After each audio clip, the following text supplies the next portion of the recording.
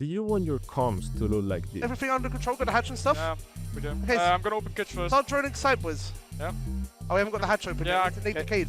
Yeah, I'm gonna need a kid. Make everyone. Yet it still feels terrible even after spending hundreds of hours of playing Siege. I know this feeling can make it harder to understand the core reason why you can't give good comms. This is why in this video I'm going to give you 5 simple steps to fix your comms, including a few bonus tips at the end which will be game changing. With that said, let's get straight to it. Alright, so step 1 is to drop useless calls. Make your callout short. Making it 1, 2 or 3 words is the goal. You also need to make your callouts useful. There is no need to call out every movement of the enemy player, because your teammates have also headphones, right? And if you talk a lot, remember your microphone has delay when you're in Discord calls, so you giving a callout takes longer than your friend, your teammate, actually hearing it in game and reacting to it. So make sure to not do that mistake. And lastly, you cannot hesitate when giving callouts. If you hesitate, you are expanding the time of the callout. If you are taking 5 seconds to say the name of an operator while you're saying,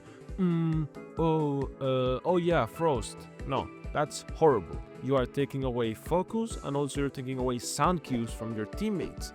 Let's hop into step 2. Step 2 is silence is golden. If nothing new is happening, stop talking. Let your teammates focus on sound cues. Only speak if your calls directly impact the next move of your teammates. Let's go to step 3. Step 3 is about emergency callouts versus normal comms. You've probably had this happen to you where you're giving a callout to a friend, but they appear to not have listened to the callout because they simply died to it. And you're like, yo, did you not hear my callout? And they're like, no, I did not hear it. The reason why that happens is because our brain has a mechanism that can mute background noises that they are used to. All the tier pro league players, they have something called emergency callouts, which are essentially you're raising your tone without shouting, but just raising the tone to an emergency level, as if there's something big happening. So it will look something like this. We're pushing hookah and taking control of Aqua. I need one in VIP right now. Is there anyone VIP right now? Is there anyone VIP? Yes? Okay, perfect. Okay, so now we're going to hookah, okay? All the hookah players are ready? Alright, let's execute. 3,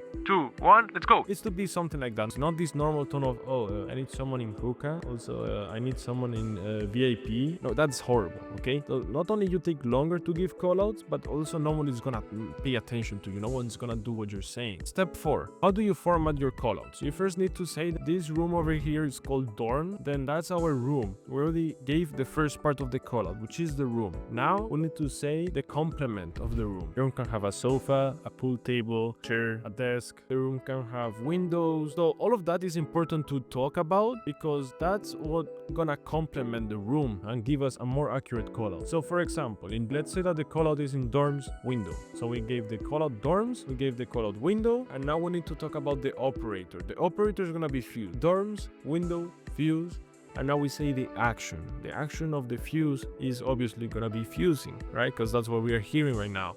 So dorms, window, fuse, fusing. That's the callout. Now, you probably noticed something. Akiru, why would I say fuse, fusing? Isn't that like saying two stuff that is not really needed? Can't I just say fusing instead? Yes, you can. You can just say dorms, window, fusing. That's it.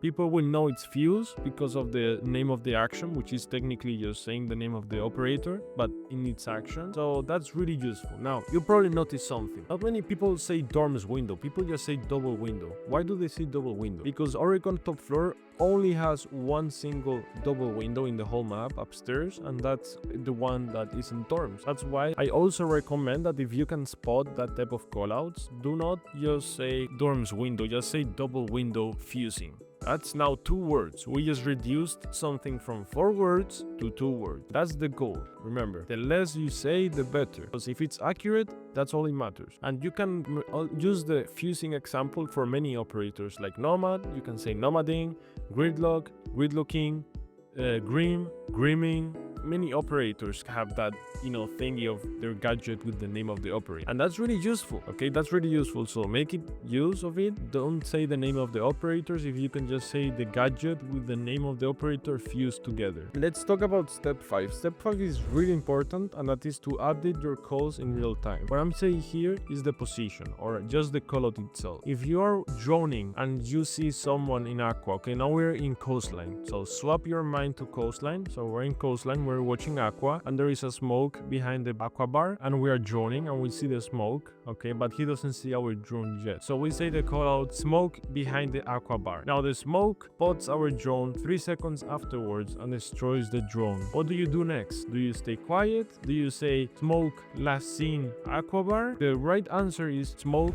last seen Aqua bar. The reason for that is because now you're updating the call out, letting your teammates know that smoke was in Aqua bar 100%, but now it's last seen. Now it's more like you don't have a cam actively watching him, but more like you last seen saw him there, you know? So you're reminding your teammates that, you know, without saying obviously all of the, oh, he broke my drone and that means that he was last seen in Aqua bar. No, you don't have to explain that. You just say last seen Aqua bar, that's it. When you are saying last seen, you're essentially letting your teammates know that you knew he was there, but he could have moved, okay? That's what you're doing, and that's why last seen is really important to say. The first bonus tip is that you need to confirm other people's call out. If someone says someone reinforced hatch, you need to answer copy or heard. You're gonna see people like Coach Fed say a lot the heard. That means that they are copying the message and letting you know that they will act upon it, okay? If someone is saying I'm playing blades, I need someone behind me so that we can push this guy in Fontaine, or I need someone to help me push and clear this guy in Aqua bar, it's gonna make comms be more consistent and more clear. I'm sure you've probably had this situation where you say to someone, I need someone to get this hatch, and no one gets the hatch. If you start implementing this heard or copy command while playing Siege, you're gonna find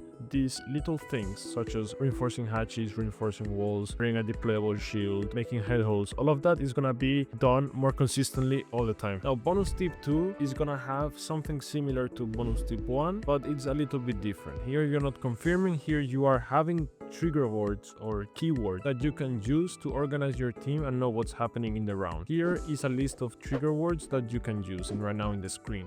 Now I'm not gonna read through all of them, but just a few really important ones. Stuff like flanks or info are the ones I like to use the most, because usually you have this issue in ranked where everybody's doing something but no one really knows if there's flanks or flank camps, nomad, gridlock, anything on the flank, a claymore, whatever, right? Asking flanks and getting, you know, the knowledge of there's nothing in the flank is really good, because now you can put a drone in the flank and make the round more secure. That's how it is. And by the way, I always recommend having a flank drone. If you don't have a flank drone, you're essentially missing out and probably gonna die. Now, info is a really good one, especially for roamers, but that one is basically telling all of your team, like, what info do we have? What do we know so far? That's really good keyword to use, and I think you should implement it in your gameplay, like literally right now. All of these trigger words are useful, but some of them are a bit more specific to actual teams, are really good 5 stacks, you know? Not always you will have a teammate that will know what you're talking about when you say powers or when you say reset, right? So just use the ones that you think are gonna be the most helpful. This is not a sponsored video, but R6 Calls is a website that you can use to learn maps and to learn callout. If you're a PC player, you can also download an Overwolf app, which is the R6 Callouts one, which essentially makes a minimap in-game, which is real time, and you can have on your second monitor. If you have it on a second screen, and when you die, you don't know what callout